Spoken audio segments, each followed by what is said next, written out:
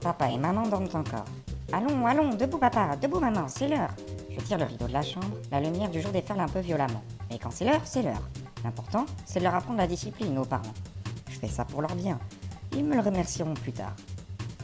Ah, qu'est-ce qui se passe? Style, l'heure est de quoi?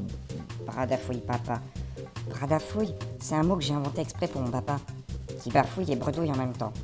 C'est pas tout le monde qui peut. Ses premiers mots du matin sont toujours un peu en désordre à papa. Ce qu'il lui faut, pour retrouver l'usage de la parole, c'est une bonne douche. L'heure d'aller à l'école, Oh non, pas l'école! soupire maman, en s'enfouissant la tête sous l'oreiller. Allez hop, pas d'histoire. Je les gronde un peu, du haut de mes 8 ans, qui ne sont pas bien hauts, mais en montant sur une chaise, ça va mieux.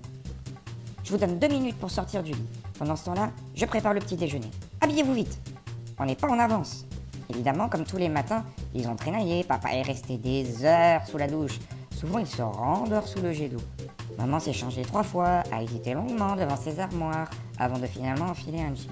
Du coup, il a fallu que je me fâche, et maintenant, c'est la course pour arriver à l'heure à l'école. Nous déboulons trompe devant la porte cochère, nous tenant par la main, tous les trois, moi les entraînant, juste comme la sonnerie retentit. Vite, vite, je crie. Nous passons le seuil sans ralentir. Nous ne faisons plus qu'un, nous trois, tendus dans la hantise du temps qui court.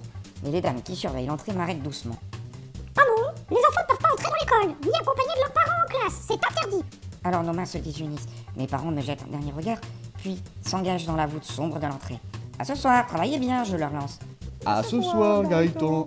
Ils me répondent, et leurs deux voix se confondent. Comme la sonnerie stridule aigrement pour presser les retardataires, papa et maman s'élancent dans la cour. Des flots de lumière matinale les recouvrent comme une marée éclatante. L'ombre des feuilles tombant des platanes leur goutte sur les épaules. Flic, flac, en taches sombres et dansant. On dirait des léopards. Puis, la foule précipitée des derniers parents en retard les noie. Les portes se referment lourdement. Je me retourne. C'est le matin, comme tous les matins.